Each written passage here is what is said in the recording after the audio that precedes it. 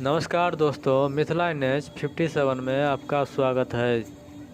दरभंगा सहरसा रेलखंड पर घोघडिया स्टेशन पर प्लेटफार्म का दीवार टूटने लगी है। दीवार नकली बनाया गया था या नकली ईंटें, बालू, सरिया, फिर नकली क्या था।